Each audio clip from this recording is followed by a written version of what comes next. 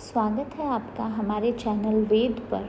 आज हम सुनेंगे एक अद्भुत और प्रेरणादायक कथा, नचिकेता और यमराज की कहानी, जो हमें जीवन, मृत्यु और आत्मा के रहस्यों को समझाती है। नचिकेता यम कथा कठोपनिषद एक हिंदू धर्म ग्रंथ की कहानी है।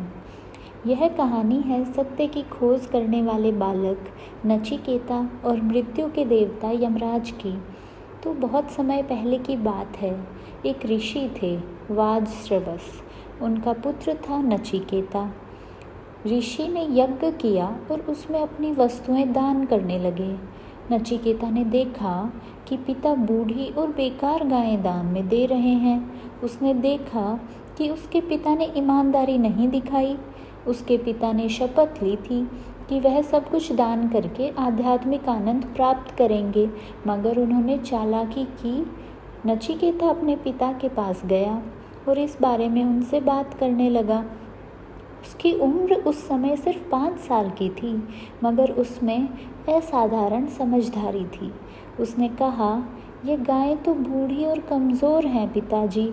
दान तो वह होना चाहिए जो किसी के काम आए। फिर ये अधूरी वस्तुएं क्यों? क्या ये सच्चा दान है? ऋषि चिढ़कर बोले, चुप रहो बालक। नचिकेता ने पिता से बार बार पूछा और कहा, पिताजी आप मुझे किसको दान करेंगे? पहले तो ऋषि ने अनसुना किया। फिर जब नचिकेता बार बार पूछता रहा तो क्रोध में आकर बोले, मैं तुझे मृत्यु के देवता यमराज को दान देता हूँ।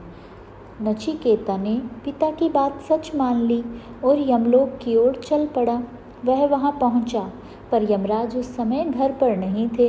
3 दिन और 3 रात नचिकेता बिना भोजन पानी के द्वार पर प्रतीक्षा करता रहा।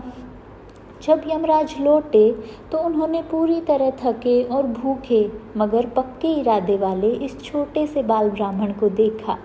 वह बिना हिले डुले वहाँ बैठा हुआ था। वह भोजन की तलाश में इधर उधर भी नहीं गया था। वह बस वहाँ बैठकर यम की प्रतीक्षा कर रहा था।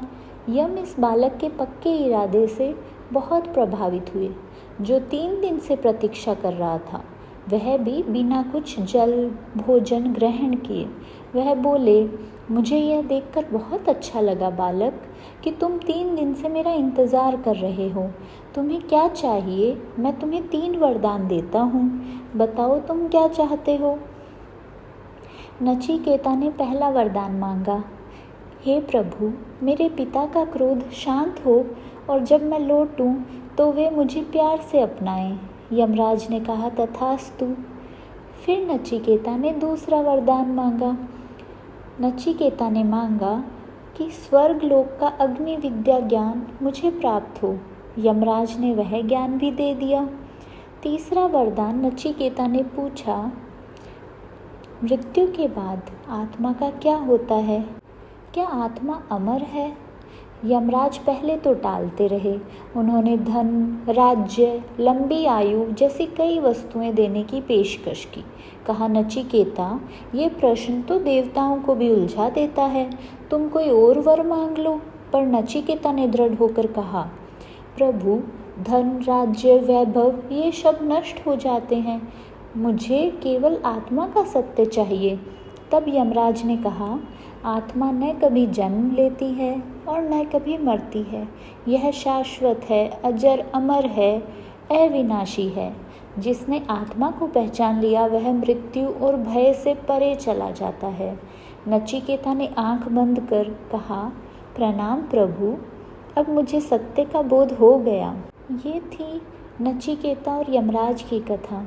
इस कथा से हमें नचिकेता ने कितना कुछ सिखा दिया कि सच्चे ज्ञान की खोज करने वाला कभी नहीं हारता और क्षणभंगुर सुखों के पीछे नहीं भागना चाहिए। इसके अलावा ये भी बताया कि आत्मा अमर है, मृत्यु केवल शरीर का परिवर्तन है और सबसे महत्वपूर्ण, धैर्य और दृढ़ निश्चय से ही परम सत्य की प्राप्ति होती है। तो ये थी छोटे से ब्राह्मण बालक नचिकेता और मृत्यु के देवता यमराज की कहानी। अगर आपको ये कथा पसंद आई हो तो वीडियो को लाइक करें, शेयर करें और वेद चैनल को सब्सक्राइब करना ना भूलें।